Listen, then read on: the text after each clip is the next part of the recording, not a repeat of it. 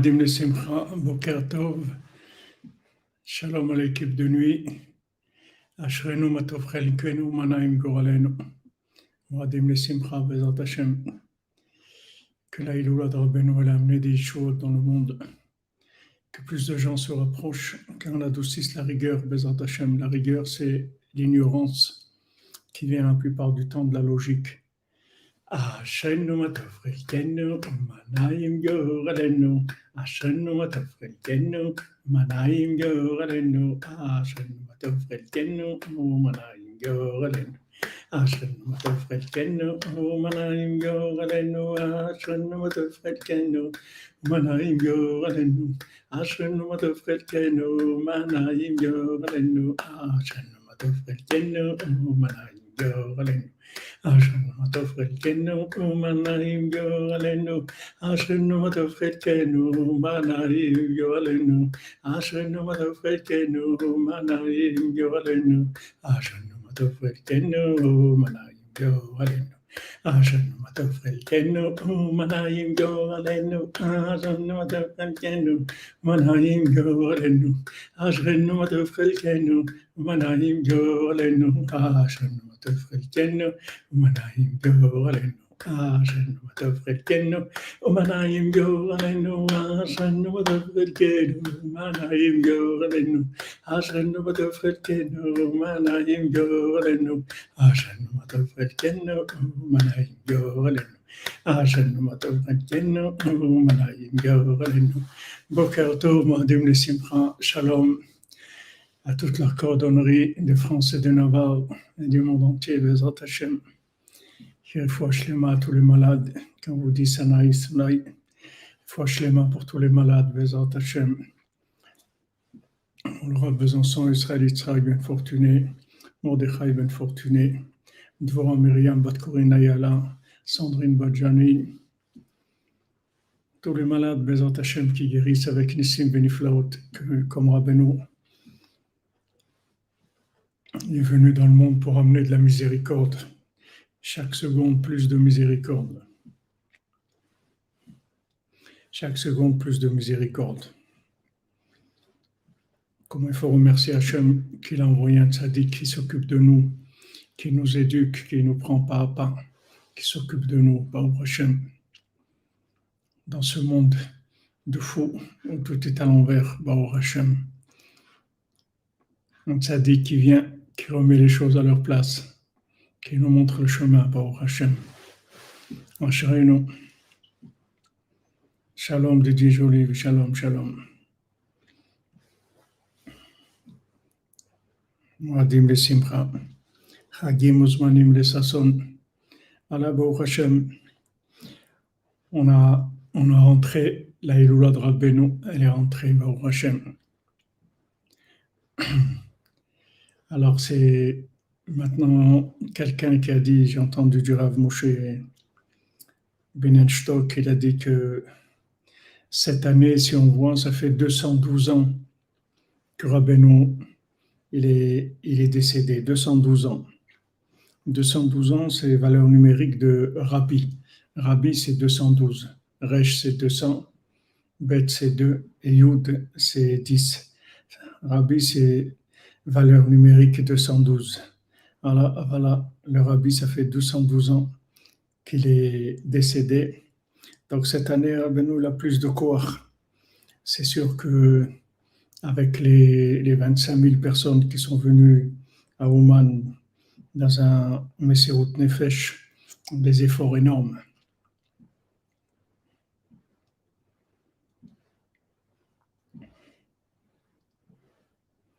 La Iloula de Rabbi Nathan, c'est le 10 Tevet, Asara Betevet, après Hanouka.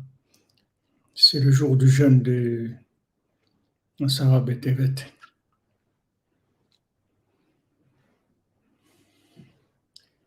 Comme vous dites, c'est pas beaucoup, c'est beaucoup en même temps. Il n'y a pas de notion de temps. Pas de notion de temps. Alors hier, on a vu dans Korveor, avant Benham Nachman, il nous a parlé de ce principe-là du principe du rond et du carré, comme on voit dans la Torah 59, c'est-à-dire quelle est la part de carré et la part de rond que chacun il doit avoir, et qu'il doit savoir que même si dans le carré, il n'est pas arrivé à une réussite, mais le moindre point dans le carré,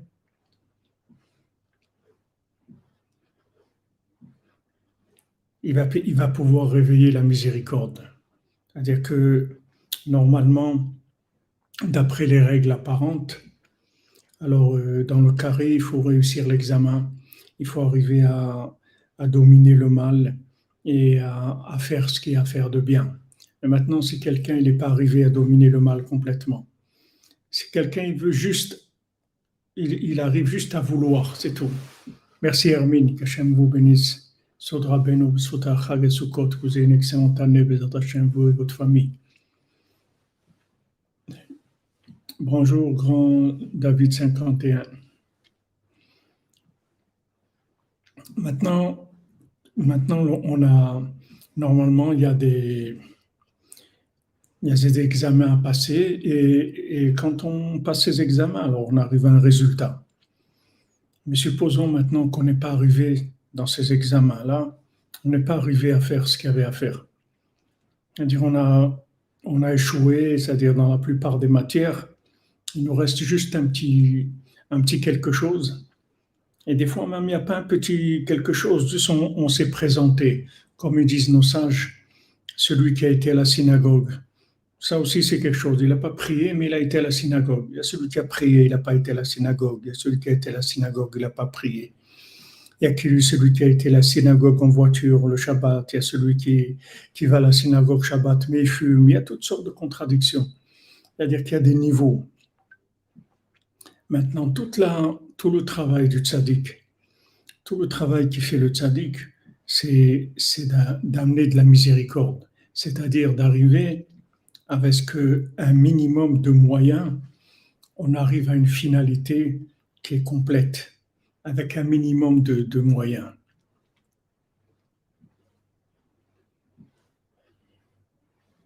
Octogone, c'est Guillaume de Saint-Mars, c'est quoi octogone? C'est 8. C'est l'union du rond, du carré, du ciel et de la terre. Amen, Bezat Hashem. C'est-à-dire que maintenant, le tzaddik, qu'est-ce qu'il fait? Il essaye d'obtenir le maximum de miséricorde. C'est-à-dire que même si quelqu'un n'est pas arrivé à l'examen, il s'est juste présenté. Il y a celui qui ne s'est pas présenté, mais il voulait se présenter. Et il y a celui qui aurait vouloir se présenter, mais il n'a pas voulu se présenter, mais il aurait bien aimé vouloir se présenter. Il aurait voulu vouloir. Ça aussi, c'est bien. C'est-à-dire que le tzaddik, en fait, il va chercher le carré minimum pour essayer de déclencher le rond par la miséricorde. Donc, normalement, comme on l'a dit hier, l'intention d'Hachem, c'est la miséricorde. Ça, c'est l'intention d'Hachem. Il a créé le monde que par amour, c'est tout, rien d'autre. Hachem, il n'a rien à faire de notre réussite, pas notre réussite. Hachem, il veut tout nous donner cadeau. Mais il a créé une structure pour nous permettre de recevoir ce cadeau de façon noble et comme si on avait fait quelque chose. Comme Rabbeinu dit dans Sefer Hamidot, Rabbeinu dit que il faut en fait, il faut pas s'enorgueillir quand on a fait quelque chose de bien, parce qu'en fait tout ce qu'on fait de bien, ça vient d'Hachem. C'est Hachem qui nous donne tous les moyens pour faire le bien. Donc en fait, quelle est notre participation, puisque c'est Hachem qui nous donne tous les moyens. Comme Hachem dit, est-ce que maintenant tu as déjà mis une mezouza à ta porte si je ne t'ai pas donné une maison? Qu'est-ce qui t'a donné la maison pour mettre la mezouza? Donc d'un côté, on voit que c'est Hachem qui fait tout. Et d'un autre côté, il nous demande une participation honnête et sérieuse selon nos moyens, sans tricher, chacun selon ses forces. Il y a quelqu'un qui peut faire un petit peu, il y a quelqu'un qui peut faire un peu plus, il y a quelqu'un qui ne peut pas faire grand-chose, il y a quelqu'un qui peut se présenter seulement, il y a quelqu'un qui peut vouloir. Il veut la vérité très fort, mais il peut pas, pour l'instant, il ne peut pas. Mais il veut la vérité très fort. Il y en a un qui voit la vérité, ça lui plaît, il aurait aimé vouloir la vérité. Et pour l'instant, il ne veut pas, mais il aurait aimé vouloir. Ça, c'est le travail du tzaddik. C'est-à-dire le tzaddik, il va chercher le plus loin possible dans le carré quelque chose, une participation, la moindre participation, la moindre petite participation. Merci Jean-Luc Terrier. Il y a un roi qui se dit très vaillant, homme de vérité et d'humilité.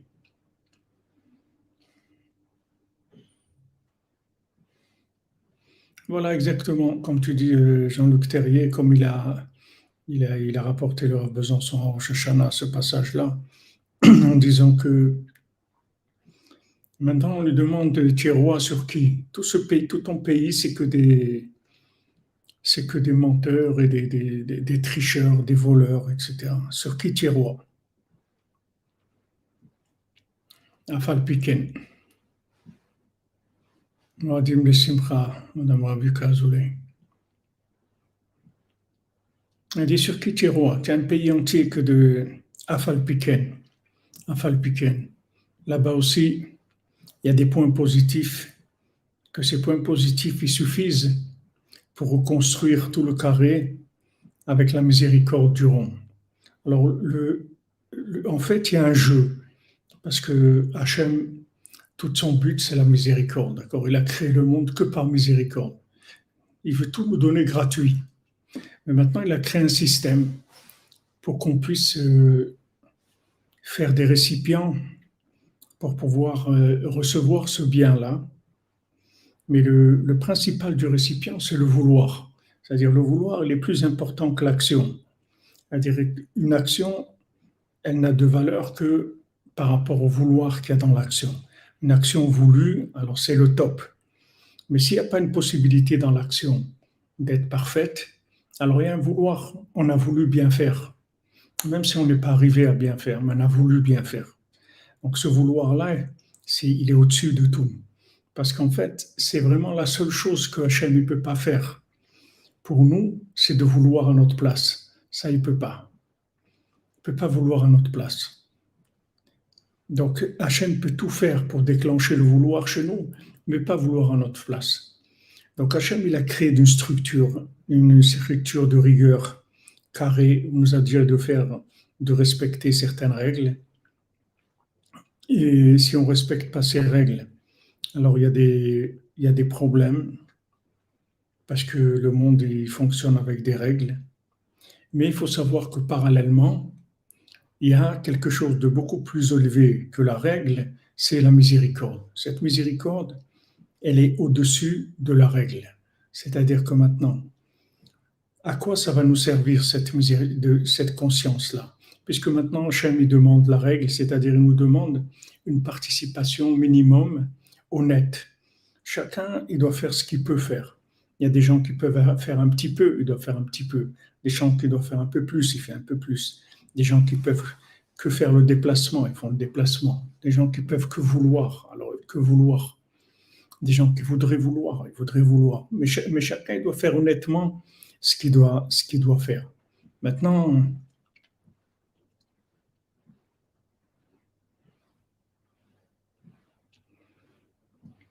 oui, je sais Pierre Castel.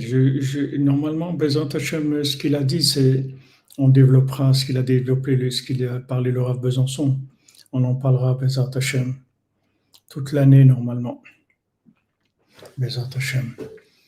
Alors, maintenant, il faut savoir que la base du monde, c'est la miséricorde.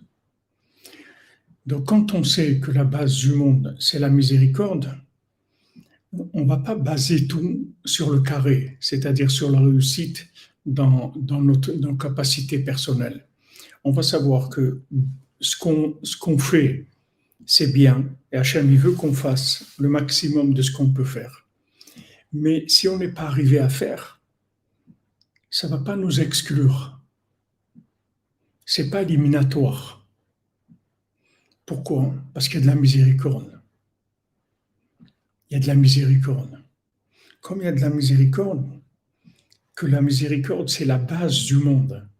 La base de la création du monde, c'est pour Hachem, il veut nous faire cadeau le fait de le connaître. Ça, c'est la base de la création. Maintenant, toute la rigueur, c'est juste un moyen pour nous permettre de réaliser notre vouloir.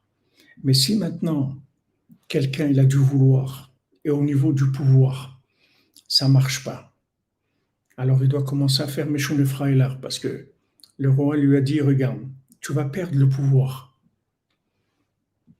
Mais tu es un roi. Il me dit, comment je suis un roi si je n'ai pas de pouvoir? Parce que ta royauté, elle ne vient pas du pouvoir. Ta royauté, elle vient de ton attachement à Dieu. C'est ça ta royauté. C'est pas ton pouvoir. C'est pas ton pouvoir qui te donne ta royauté. Ta royauté, elle vient de ton âme. Et ton âme, elle est divine. C'est une partie d'Hachem. C'est de là-bas où vient ta royauté. Donc maintenant que tu as perdu ton pouvoir, ne te décourage pas. Ne sois pas triste. Au contraire, Adraba, Afalpiken. Pourquoi? Parce que maintenant, tu vas permettre en fait à Hachem de révéler sa véritable nature. C'est-à-dire, qu'est-ce qu'il voulait Hachem? Hachem, il voulait te donner tout par miséricorde. Mais maintenant, il a créé une structure. Il veut que tu respectes les règles. Maintenant, si Hachem, il fait en sorte que tu ne peux pas, c'est-à-dire tu perds le pouvoir. Pourquoi tu as perdu le pouvoir? Parce que, comme on a vu dans le conte, au début des 7 mendiants, que maintenant le fils du roi, il est parti dans la chorma, il est parti dans la connaissance. Et quand il est parti dans la connaissance, il s'est éloigné de l'arbre de vie. Donc il s'est éloigné de la connexion avec Dieu. Exactement, Guillaume. Notre royauté vient de notre attachement au trône, exactement. C'est pas du fait qu'on a les capacités d'être sur le trône. On est attaché au trône et on vit par notre attachement au trône. C'est ça qui nous donne notre pouvoir. Exactement, Jean-Luc. C'est Dieu qui décide. Donc maintenant qu'on se trouve dans une situation où il y a un déluge d'hérésie dans le monde, ce déluge d'hérésie, qu'est-ce qu'il fait? Il fait que les gens ils vont vers la compréhension, ils essayent de résoudre tout par de la chorma, par de la psychologie, par de la psychanalyse, par toutes sortes de connaissances de l'être humain, comment il fonctionne, etc. Et il y a énormément de choses qui se développent comme ça. Et en fait, les gens ne se rendent pas compte que quand ils rentrent dans ça, ils se déconnectent de l'arbre de vie. Alors que si maintenant ils vivent avec la prière, alors ils sont connectés avec l'arbre de vie. Et si maintenant ils sont connectés avec l'arbre de vie, automatiquement ils vont avoir le pouvoir. Parce que le pouvoir vient de l'arbre de vie. Il ne vient pas de la connaissance, du fruit de l'arbre de la connaissance. C'est là où le serpent il a trompé Adam et Chava. Il leur fait croire que maintenant, s'ils arrivent à la connaissance, une connaissance développée, plus ils vont développer leur connaissance, plus ils vont avoir du pouvoir. Maintenant, c'est vrai par rapport à leur capacité de pouvoir personnel, de force individuelle. Mais maintenant, Hachem, comme il veut révéler son pouvoir, il va affaiblir le pouvoir humain. Il va affaiblir le pouvoir humain. Le pouvoir humain va s'affaiblir de plus en plus. Maintenant, qu'est-ce qui va rester? Il va rester des jambes en carton. C'est-à-dire, il ne va pas avoir des vraies jambes. Puisque le 7e mendiant, Rabbeinu, il n'a pas raconté. Ça veut dire que le 7e mendiant, il a des jambes en carton. C'est-à-dire, il a des jambes qui n'existent pas. Quand vous voyez ses jambes, vous avez l'impression qu'il ne tient pas debout, il n'a pas de jambes. Maintenant, s'il était là, il aurait dit, vous croyez, vous voyez que je n'ai pas de jambes. vous croyez que j'ai pas de jambes. J'ai des jambes extraordinaires. Mais comme les jambes que j'ai, elles n'ont pas été fabriquées par la force de mes actions, donc vous croyez que j'ai pas de jambes. Mais en fait, j'ai des jambes extraordinaires qui sont fabriquées par l'attachement au trône, comme vous avez dit, par l'attachement à Dieu. Mes jambes, elles viennent de l'attachement à Dieu. C'est des jambes extraordinaires. C'est des bottes de 7 lieues. C'est des jambes extraordinaires. Je peux faire tout avec ces jambes-là. Mais seulement, quand vous voyez qu'il n'y a pas de jambes. Shalom, Madame Indira, Chag Sameach, content de vous voir. Que quand vous voyez la personne, vous voyez une personne qui n'a pas de jambes, qui est incapable. Elle est incapable. Mais si maintenant vous approchez du mendiant, vous allez voir qu'il a des jambes extraordinaires, qu'en fait, il peut aller partout avec ses jambes, il peut faire des choses extraordinaires. Pourquoi? Parce qu'il a des jambes qui viennent de l'attachement à Dieu. Comment il vient son attachement à Dieu? Par la joie. Il est joyeux. Il se dit, ah, Afalpiken, Adraba, Afalpiken, Adraba. Justement, parce que j'ai plus de pouvoir, je vais pouvoir enclencher le pouvoir divin. Puis si justement parce que j'ai plus de pouvoir, ça y est, mon pouvoir ne fonctionne plus. J'ai plus de pouvoir. Comment je vais avoir du pouvoir maintenant? C'est pas que je vais plus en avoir. Je vais avoir un pouvoir beaucoup plus grand que ce que j'avais avant. Mais seulement c'est un pouvoir qui va venir de la connexion avec Hachem, de la connexion avec le trône. Donc il va falloir que je fasse des efforts pour être joyeux, pour être une créature, d'être une créature d'Hachem, de connaître Hachem, de pouvoir prier Hachem, de pouvoir connaître le tzaddik, de pouvoir connaître des conseils extraordinaires comme Chatzot, Itbodedut. Et c'est ce que David Amelech, il a dit à Hachem. Il a dit en fait toute l'histoire avec Bathsheba et tout, ça t'a permis à toi de te révéler. C'est-à-dire grâce à ça, il y a eu maintenant tous les psaumes, toute la révélation des psaumes dans le monde. Maintenant, grâce à la faute du veau d'or, il y a eu le Mishkan qui est venu. S'il n'y avait pas eu le veau d'or, il n'y avait pas eu le Mishkan. Donc maintenant, le veau d'or, c'était une erreur dans le carré, mais c'était une erreur dans le carré qui a été provoquée par Hachem pour pouvoir révéler les 13 mesures de miséricorde que Moshe Rabbeinu il avait révélé. Mais maintenant, il fallait un homme comme Moshe Rabbeinu. Que Moshe Rabbeinu, comme Rabbeinu nous a dit dans la Torah, il fallait un tzaddik comme ça, qui va au-delà de l'apparence. Il va au-delà de l'apparence. Maintenant, il voit qu'il y a une faute terrible. Le veau d'or, c'est une faute, c'est une catastrophe. C'est comme Adam Arishon, c'est une catastrophe, le veau d'or. Toute la sortie d'Égypte, tout c'était pour donner la Torah. Maintenant qu'il y a la Torah, et ils vont faire le veau d'or, mais c'est une déception, c'est une catastrophe. Et en fait, Moshe Rabbeinu, il ne se laisse pas avoir par l'apparence. Parce que Moshe Rabbeinu, il connaît la 50e porte. Il sait qu'en fait, la nature d'Hachem, c'est la miséricorde. Maintenant, ce qu'il voit, c'est qu'il y a une colère terrible. Le carré, il a craqué complètement. Ils ont fait le veau d'or. C'est terrible. Comment je leur donne la Torah, je leur fais des miracles et tout, ils vont faire le veau d'or. Terrible. Mais Moshe Rabbeinu, il ne se laisse pas avoir par l'apparence. Il va plus loin. Il va plus loin. Qu'est-ce qu'il se dit, comme il nous a dit avant Ben Menachem? Moshe Nigash El Harafel, Asher Shama Elokim. Moshe Rabbeinu, il rentre dans le nuage, il rentre dans le brouillard. Il sait que dans ce brouillard, là-bas, il y a Hachem. Il sait que dans cette situation-là, qui est un brouillard, c'est-à-dire une situation qui est tellement trouble, comment il y a eu le veau d'or, c'est une catastrophe, etc. Moshe Rabbeinu rentre là-bas et il va aller chercher la vérité, une définition d'Hachem. Exactement, qu'on détermine, il est déterminé. il a la patience, c'est-à-dire la détermination.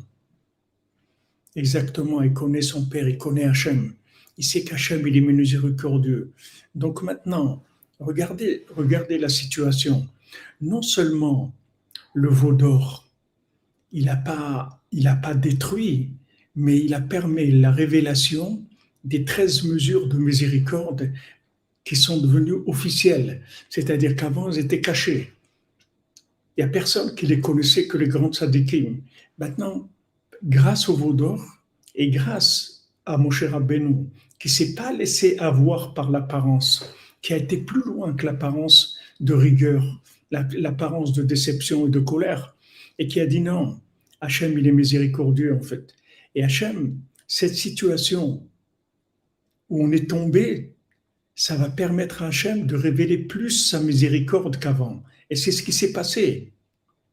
C'est-à-dire, Moshe Rabbeinu, il arrive à obtenir d'Hachem officiellement les 13 mesures de miséricorde, que maintenant, chaque fois qu'il va y avoir un problème, ou même quand il n'y a pas de problème, quand on va dire les 13 mesures de miséricorde, Hachem, Hachem, Kel Rachum Bechanun, Erechapaim, Chesed Ve'emet, on va dire ces 13 mesures de miséricorde, on va faire descendre officiellement la miséricorde d'Hachem.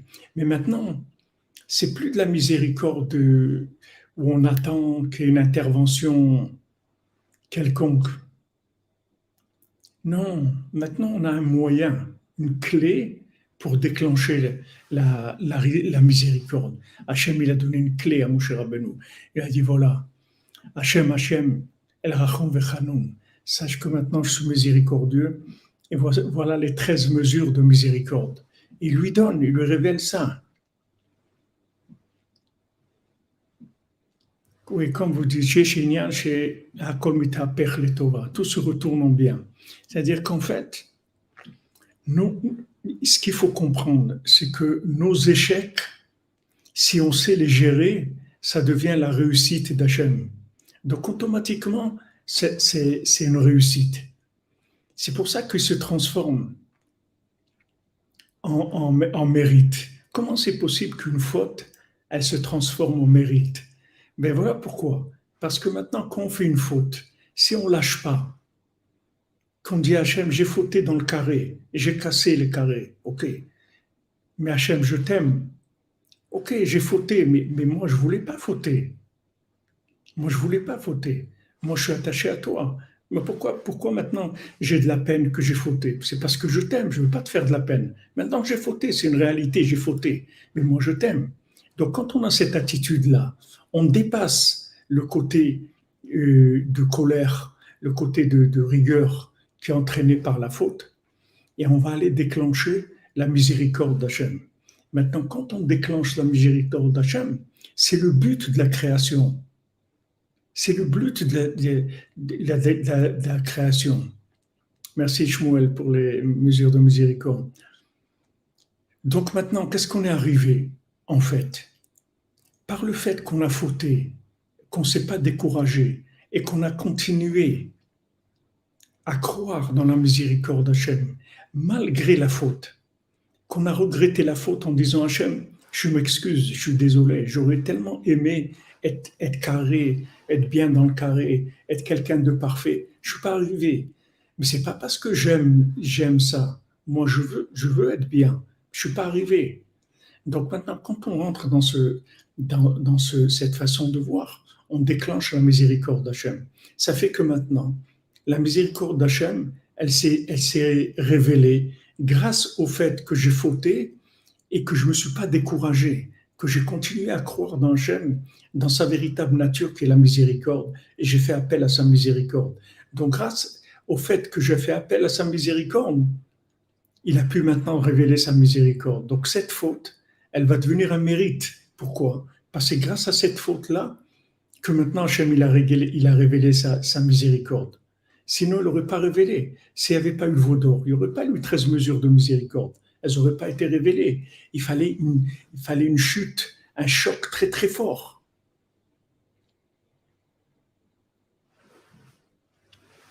Il fallait un choc très fort, très grand choc. catastrophe. Le veau d'or, catastrophe. Hachem il se met en colère. Moshe Rabbeinu dit, ah, attendez, mais qu'est-ce qu'il y a là? Qu'est-ce qui se passe? Attends, doucement, mais voilà, ça. Et Hachem il lui dit, Salarti kidvarecha, j'ai pardonné comme tes paroles. C'est-à-dire, Moshe Rabbeinu, il savait qu'est-ce qu'il y avait derrière, il connaissait la véritable nature d'Hachem. Mais par exemple, si vous prenez Noach, il ne connaissait pas la nature d'Hachem. Abraham Avinu, il n'avait pas la même vision de la nature d'Hachem, de la miséricorde d'Hachem comme Moshe Rabbeinu. Sinon, Sodome, elle n'aurait jamais été détruite. Mais Moshe Rabbeinu, il est arrivé, miséricorde totale. Il sait qu'Hachem, il est miséricordieux. Il ne faut pas se laisser avoir par l'apparence. Ok, apparemment, j'ai fauté. Apparemment, j'aurais pas dû fauter, je le regrette. Et j'aurais aimé ne pas fauter. Mais j'ai pas pu, je suis tombé. Qu'est-ce que je vais faire? Je suis tombé. Alors qu'est-ce que je fais maintenant? Maintenant que je suis tombé, je vais me décourager.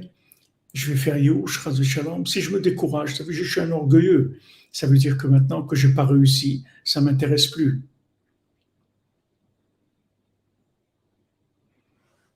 Vous comprenez? Celui qui se décourage parce qu'il n'a pas réussi, ça veut dire ce qu'il voulait, c'est le diplôme. Il voulait arriver à la perfection et maintenant il voit qu'il a raté. Il a échoué. Donc il est déçu de lui-même. Mais si maintenant ce que je cherche, c'est à faire la volonté d'Hachem, c'est pas parce que j'ai fauté que je ne vais pas faire la volonté d'Hachem. Rabbeinu lui-même, il nous dit, regarde, Shalom, Madame Bessika, Shalom. Rabbeinu lui-même, il dit, regardez, même autant de sadique que je suis, si jamais je faisais une faute, eh ben je continuerai à servir Hachem de la même manière.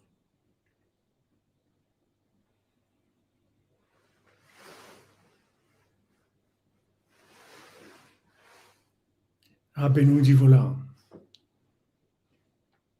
Maintenant, même si moi j'avais fauté, pourtant pour un tzaddik de fauter, c'est un grand choc. Il dit, je continue à servir Hachem comme si c'était rien passé. Après, je ferai tchouva, mais pas sur le moment. Je commence pas à gérer la chose tant que je suis dans l'émotionnel parce que c'est dangereux. Donc on voit que Rabbeinu lui-même, il nous dit, regardez, moi, même en tant que tzaddik, shalom Madame Amazon, shalom à vous, même le tzaddik qui te dit, regarde, même si je faute, je ne me laisse pas impressionner par ça. Parce qu'en fait, c'est des règles du jeu. Maintenant, dans les règles du jeu, je n'ai pas réussi. Ok, je me suis trompé, j'ai fait une bêtise. Est-ce que je voulais faire cette bêtise? Non. Est-ce que je suis content d'avoir fait cette bêtise? Non. Donc, ce n'est pas mon problème. Je fais le neder de donner tzedaka pour un Shabbat Shalom à Rifra et toute la cordonnerie que nous ayons le mérite de participer au repas.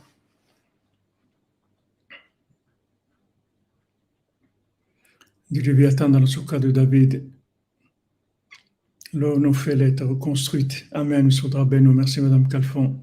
Merci pour le Shishim Giborim. Que Shem vous bénisse. Donc, quand Rabbeinu il vous dit que lui-même, il n'aurait pas été impressionné par une faute, il aurait continué. Donc, il nous montre le chemin. Maintenant, il y a une faute terrible, le veau d'or, quelque chose qui vient exploser tout ce qui a été fait jusqu'à maintenant. Tout ce qui a été fait jusqu'à maintenant. Sortie d'Égypte, miracle, tout, Yosef, les ossements de Yosef, tout ça pour arriver à une catastrophe. Le veau d'or, catastrophe. Mon cher Rabbeinu, il ne se laisse pas impressionner du tout. Il continue. Mais Hachem, toi, t'es miséricordieux. Toute cette mise en scène de la Torah, des règles, tout ça, c'est pour ta miséricorde, oui. Où elle est ta miséricorde? Donc, il obtient d'Hachem une révélation de miséricorde plus grande qu'avant. Donc, vous voyez que la faute, elle a permis la révélation de la miséricorde d'Hachem, plus grande qu'avant. Donc, c'est pour ça que la faute, elle va devenir un mérite. Mais bien sûr, c'est très fin. C'est-à-dire que quelqu'un ne va pas fauter pour dire, bon, je vais révéler la miséricorde. La faute, c'est pas un moyen de révéler la miséricorde d'Hachem. C'est que quand maintenant quelqu'un, a posteriori, il a voulu venir faire le bien, il a voulu tenir dans le carré, il n'est pas arrivé, que maintenant ça va déclencher la miséricorde. Donc quand maintenant Hachem, il envoie dans le monde une hérésie très très forte, comme on vit aujourd'hui, cette hérésie-là, elle a comme but de nous faire tomber. Donc cette hérésie, elle vient d'en haut. Elle ne vient pas de nous. Cette hérésie, elle vient d'en haut. Amen, amen. Troisième temple, Soukhat David.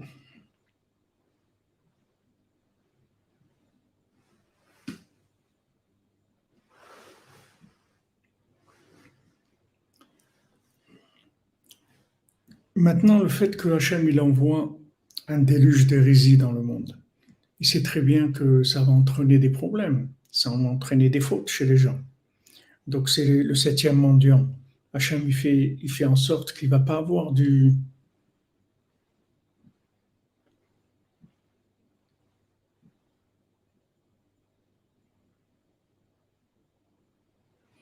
Franchement, Madame Elisabeth Yacoub, n'ayez pas peur, ça va passer.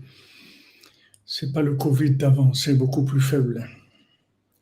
C'est beaucoup plus faible. Moi aussi, ce que j'ai à Ouman, ils m'ont dit après que j'étais très malade après Rosh Hashanah. Moi aussi, ils m'ont dit que c'était le Covid. Mais c'est beaucoup plus faible qu'avant. Ça aussi, ça fait partie du tikkunim que Rabbeinu il a fait à Rosh Hashanah.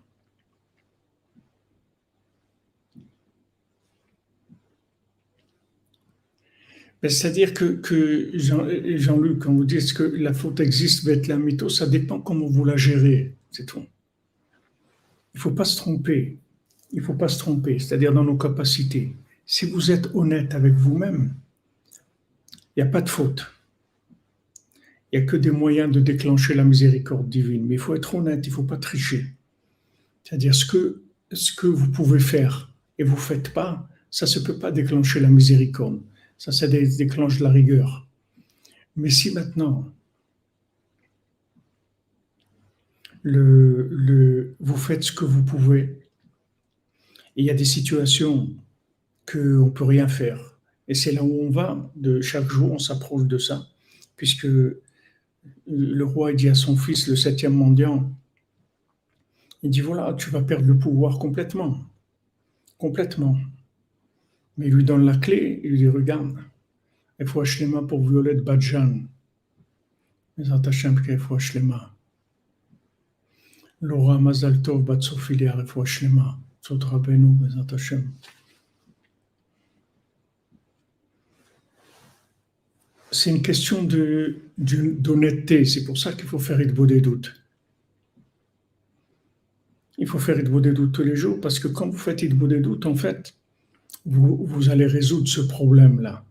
Ce problème de savoir où vous êtes par rapport au carré. Est-ce que maintenant vous êtes honnête dans votre carré ou votre carré il n'est pas assez vrai? C'est très difficile à gérer. Amen, amen.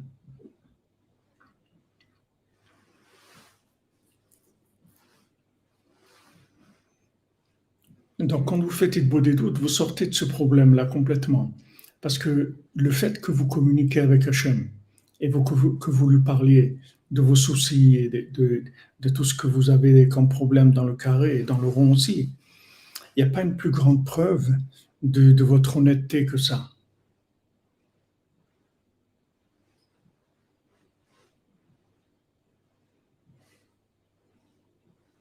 Il faut acheter les mains pour Violette Esther, Bezat Hashem, Bessoud Rabbeinu. Il n'y a pas une plus grande honnêteté que ça, que de parler avec Hachem. C'est pour ça que quand on peut prier pour être sauvé du Yetzer Hara.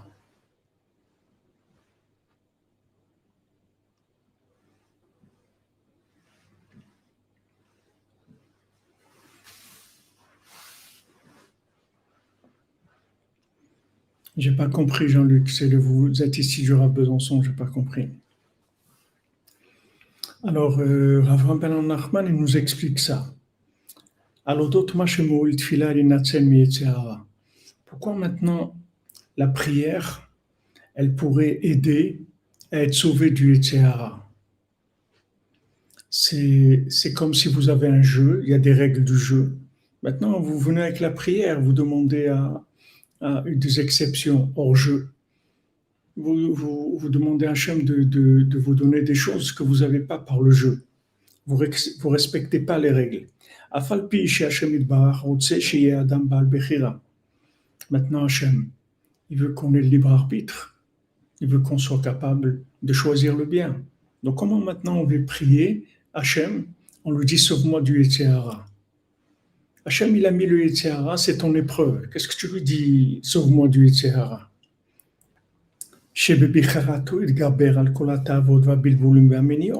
Hachem, il veut que la personne de son propre choix, elle se renforce contre toutes les ta'avot, contre tous les plaisirs, tous les bilboulim, toutes les choses qui le déstabilisent, tous les empêchements qu'il a. Donc, comme il dit Rabbi Nathan dans El Chot Pikadon Alacha Gimel, le passage Zayin et tête, pour ceux qui veulent regarder là-bas, ce dont on parle ici, c'est d'écouter Alachot Pikadon Alacha Gimel, le passage Zayin et tête. Mashikatav Sham basé à la Shon. Voilà ce qu'il dit là-bas Rabbi Nathan. Ou Behemet Yefshar Le'avin Zot. Behemet, on ne peut pas comprendre ça par la logique. Ki ou Gamken, mais Akushiot Sheyefshar Le'tartsam B'shumofan. Parce que c'est partie des questions qu'on ne peut pas répondre du tout. Ki im be'emuna levad. Il y a une réponse, c'est la emuna. Par la emuna, par la foi, on peut répondre. Alken tzrichim lismoch rak ala emuna. C'est pour ça qu'on doit s'appuyer que sur la emuna. Tout notre appui, c'est la emuna, c'est tout. Les amin bechokmenuzal. Avoir confiance dans nos sages. Shekulam alchou badeich hazeh. Que tous, ils ont été dans ce chemin-là, c'est-à-dire de demander à Hachem de les sauver du Yetzer Hara. Ou behemet zeu ikar habechira. Donc avant même Nachman, il nous explique, il dit voilà, c'est ça le principal du libre arbitre. Le libre arbitre, c'est pas la capacité de choisir par la force qu'on a de se renforcer contre le Yetzer Hara et contre le mal. Le principal du libre arbitre, c'est de s'appuyer sur la Emouna et de prier Hachem qui nous sauve du Yetzer Hara. Dainu, ma shekofe bechirato levatel sichlo legamre. Le fait que maintenant quelqu'un, il prend son libre arbitre et il le soumet. Comment il le soumet? Il soumet sa compréhension et sa logique complètement et s'appuie sur la foi seulement, c'est-à-dire multiplier la prière et la supplication, qui abal davar ma'akem leva adam ashegam ze kashelo, parce que le Yetzer Hara, il tord le cœur de la personne, jusqu'à que même ça, c'est difficile pour elle. Alken miche zochel ergil atzmo basé, celui qui a le mérite de s'habituer à fonctionner comme ça, l'arbot betfila vesicha le bon kono, de multiplier la prière et la discussion avec Hachem, avec son Créateur. Chez Isaac ou Hachem Idbarach, que Hachem lui donne le mérite. Veyazre ou le karvo la vodato Idbarach, que Hachem l'aide à le rapprocher de son service divin. Basé beatzmo bal bechira. Voilà dans quoi il est son libre arbitre. Voilà où il est. Merci Stéphane que tu attrapes un peu la dimension de ce qu'il est en train de nous dire ici, qui est vraiment énorme. Basé chez Zachal Ifchor Bechaim Matim Bederech Emuna Utfila. Il a choisi maintenant la vraie vie par la foi et la prière. Donc il n'y a pas plus grand libre arbitre que ça.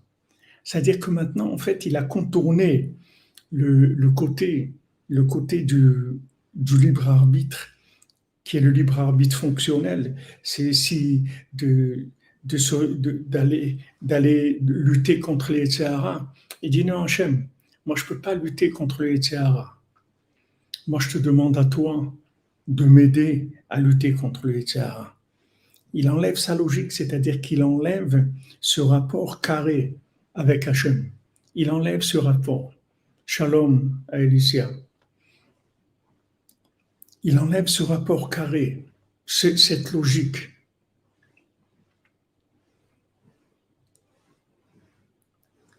Il enlève cette logique, il fait des efforts pour s'appuyer sur la Emouna. Et il dit, Afal Piken, Adraba, Meshonefraïla. Il dit, c'est vrai, mes jambes, elles sont en carton. J'ai plus de force dans mes jambes. C'est-à-dire, j'ai plus de pouvoir dans mes jambes. Mais je m'appuie sur la Emouna. Je m'appuie sur Hachem. Ah oui, c'est l'antithèse du culte de soi, ça, je suis d'accord avec toi, Shmuel, complètement. C'est-à-dire que maintenant, Afal Piken, malgré que je vois que j'ai échoué d'après mes moyens personnels, d'après tout ce que j'aurais dû faire dans le carré, c'est-à-dire dans le pouvoir personnel, j'ai échoué. Mais je m'appuie complètement sur la Emouna. Et comment ça veut se traduire? Par la prière. Parce que maintenant, j'ai compris comment ça marche. Alors, je deviens un mendiant. Je deviens un mendiant. Avant, j'étais un businessman. J'ai vu que ça n'a pas marché. Je deviens un mendiant. Il te dit, voilà, businessman, ça marche, ça n'a pas marché. J'ai essayé de faire du commerce, j'ai essayé de faire du business, d'utiliser tes forces personnelles. Ça n'a pas marché. Tu vois que tu es arrivé, tu n'as plus de jambes. Ça ne marche pas. Tu n'as pas le pouvoir de lutter contre le mal. Donc, deviens un mendiant. Au lieu maintenant d'obtenir par ton business, obtiens-le par la mendicité. Exactement, comme vous dites, Madame Calfon, c'est la suprême quadrature du cercle de Rabbeinu.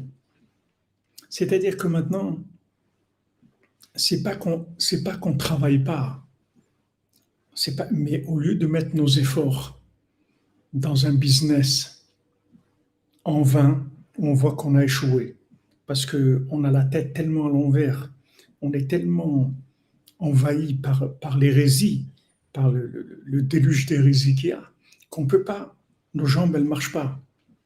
Donc qu'est-ce qu'on fait?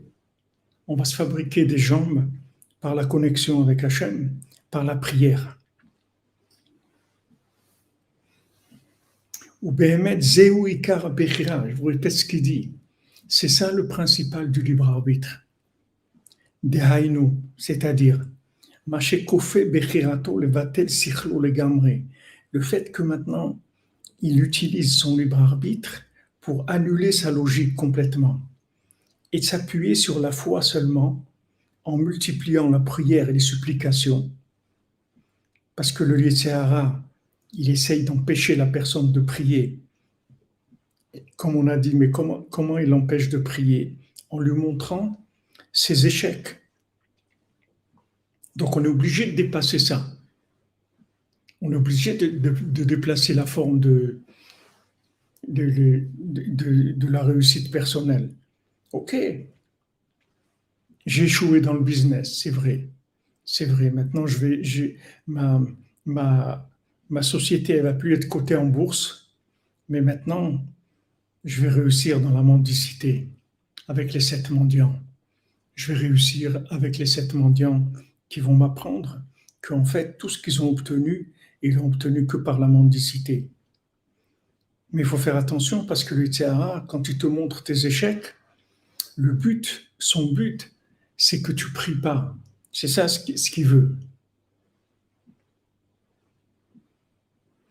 Hachem, il veut t'enlever le Yetzer, il veut t'enlever la foi dans la prière et dans la mendicité.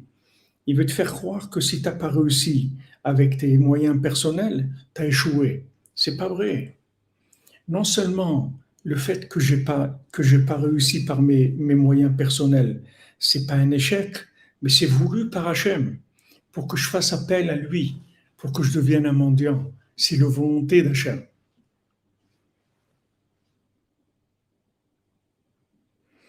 Allez ici, si vous priez, vous rentrez dans la foi, vous allez réussir tout ce que vous allez réussir. Personne ne peut rien vous faire. Personne ne peut rien vous faire. Parlez avec Dieu, faites des psaumes, faites du l'écouter de filote, et vous allez voir que vous allez gagner tout avec ça, parce que vous allez prendre un autre chemin complètement. Il n'y a personne qui peut rien vous faire. Vous allez devenir intouchable.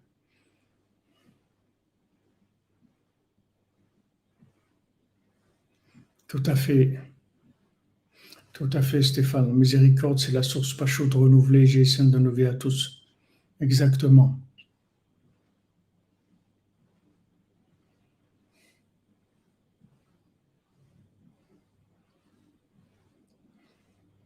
Ne tenez pas compte de la haine des êtres humains. Sachez qu'Hachem vous aime et il veut votre réussite. C'est tout. Maintenant, il y a un chemin pour réussir, c'est la mendicité, c'est tout. La supplication, la prière, c'est tout. J'ai échoué par mon investissement personnel. J'ai plus rien. J'ai plus de force pour faire entreprendre quoi que ce soit. Mais une chose, je peux faire.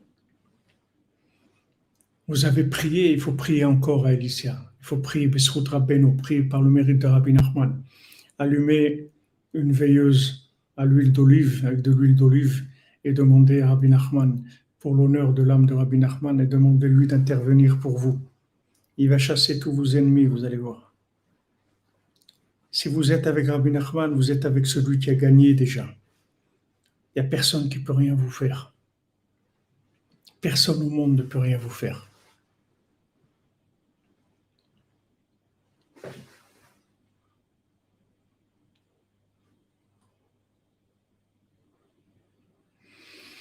Ouais, c'est vrai que l'orgueil, le culte de soi, c'est de l'idolâtrie, c'est vrai. C'est pour ça que maintenant on est dans le troisième temple. On est dans un temple beaucoup plus vivant aujourd'hui que quand il y avait le premier et le deuxième. Parce que maintenant c'est un temple de recherche et de vouloir, où les gens ils ont plus de force. Les gens ils ont que la prière, qui est l'expression du vouloir, de l'attachement à Hachem.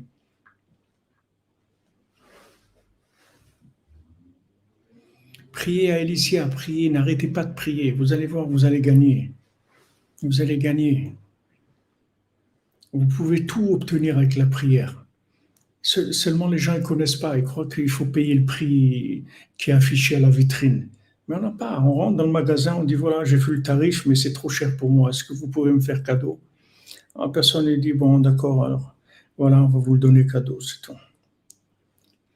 Et en plus, quand on va vous faire cadeau, on va vous donner une carte de fidélisation parce que vous faites partie des fidèles qu'on aime. On aime voir des gens comme ça qui viennent demander. Non seulement vous allez obtenir ce que vous avez, mais vous allez monter dans l'estime, vous allez avancer. Vous allez faire partie des gens qui sont des gens du palais, des gens du palais, des gens qui se lèvent la nuit pour chercher Hachem. C'est des gens qui font partie du palais royal. C'est des intouchables. Baruch Hachem, que Rabbeinu nous a donné des niveaux extraordinaires, qu'on peut vivre et jouir d'avantages extraordinaires alors qu'on est nous-mêmes tellement détruits dans le carré, on peut arriver à des niveaux de vie extraordinaires par un autre chemin. Exactement, Mathias Eliezer. C'est l'unité d'élite d'Hachem. Que de la prière, c'est tout. Que de la prière. Que de la prière, de la miséricorde, de la bonne entente, c'est tout. Que de la cordonnerie, c'est tout. C'est tout ce que veut Hachem. Hachem, il veut des cordonniers, c'est tout. Cordonniers, c'est tout. C'est des gens qui font des chaussures à trois coins, mais qui sont joyeux.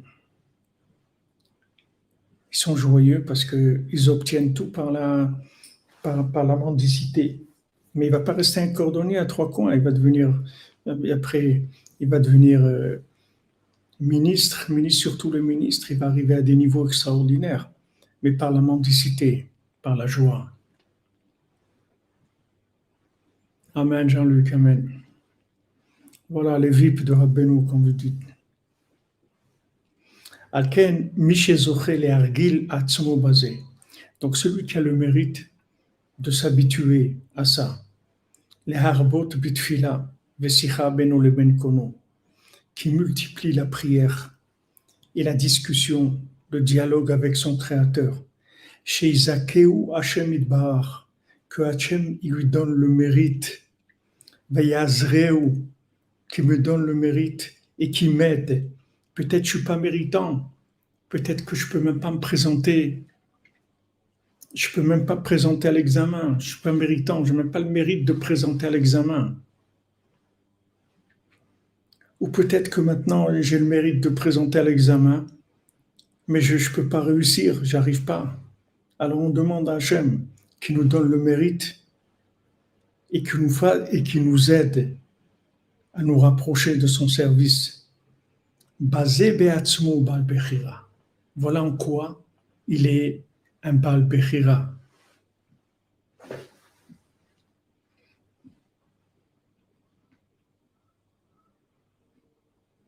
Merci Madame Elisabeth Yacoub. C'est les paroles de Rabbeinu, paroles de Rav Ben Nachman.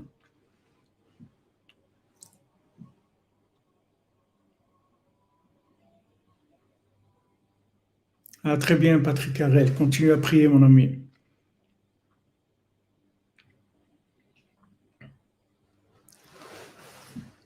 B'Simchat Torah. Franck Muller. Voilà, ne, ne dites pas, ne me traitez pas en tant qu'homme de prière. Ne me traitez pas comme quelqu'un qui méprise le libre arbitre et qui ne veut pas prendre la responsabilité. Au contraire, par le fait que j'ai choisi de mendier Hachem et de faire appel à sa miséricorde, avec ça, je suis la personne la plus sérieuse, la plus responsable qui existe. Basé chez Zachal Bechaim Ametihim, Bederech Emuna Tfila. Il a choisi la véritable vie par le chemin de la foi et de la prière.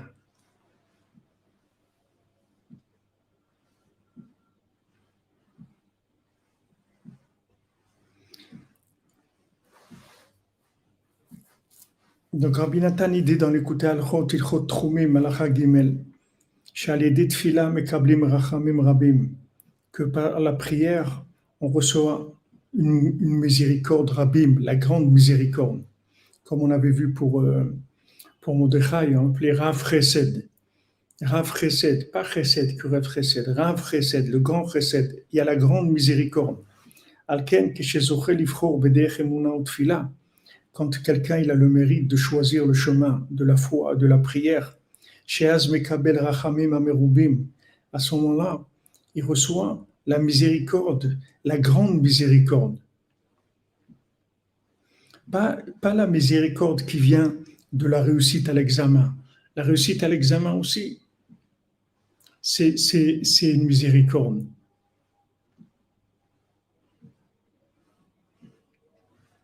Mais la miséricorde qu'on obtient avec la prière, ça c'est Mrachamim Merubim, c'est la grande miséricorde. Ou Beprinat Midad Achamim, Nimshach Haezer Vaisua Al-Natsem Yetzehara Kanal, Alken Moil Tfila Netzem Yetzehara. Donc maintenant, le fait que quelqu'un il s'est connecté sur la miséricorde, la grande miséricorde, qu'est-ce que ça veut dire la grande miséricorde? C'est la miséricorde avant qu'Hachem il ait mis en place le système de gestion du carré, c'est-à-dire que les règles du jeu. Il y a avant les règles du jeu, il y a l'amour d'Hachem pour ses créatures. Donc quand maintenant je fais appel à Hachem par la prière, avec la prière, je rentre dans cette miséricorde qui est au-dessus de la miséricorde du système. Je dis, je sais, Hachem, que ce système, tu l'as mis en place par miséricorde, mais j'arrive pas. Donc maintenant, je te demande la miséricorde pure, pas à travers un système. Avec ça, il reçoit l'aide pour être sauvé du Yetzirah. Parce que maintenant, il va au-dessus.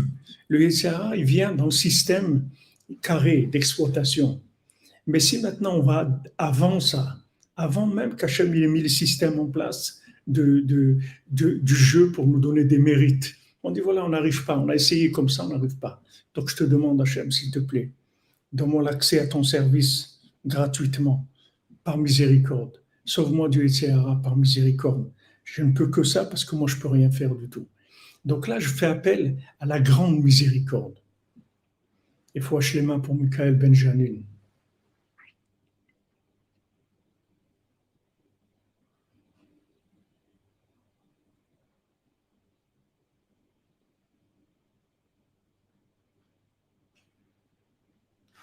Baruch Hashem, Baruch Hashem. Les sias que vous voyez, tout ça. Il faut continuer à prier, c'est tout. Il faut continuer. Vous comprenez? C'est-à-dire que maintenant, ok, c'est vrai que c'est une entreprise, et je dois travailler et tout, mais le patron, c'est mon père. Donc maintenant, j'ai fait ce que j'ai pu dans le travail. Maintenant, papa, qu'est-ce que tu veux que je fasse? Je ne suis pas arrivé. J'ai essayé, j'ai fait ça, j'ai fait ça. C'est pas que je voulais pas, j'ai fait ce de mon mieux, je ne suis pas arrivé. Alors, je te demande, s'il te plaît, par miséricorde, donne-moi. Donc là, je passe par un autre chemin. Je passe par un autre chemin complètement. Je passe plus par le chemin de.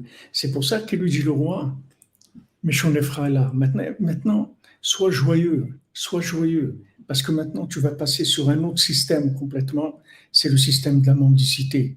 Et ça va te donner des jambes extraordinaires, des jambes que tu n'aurais jamais obtenues par ton carré à toi, par tes forces personnelles, tu ne serais jamais arrivé à ça.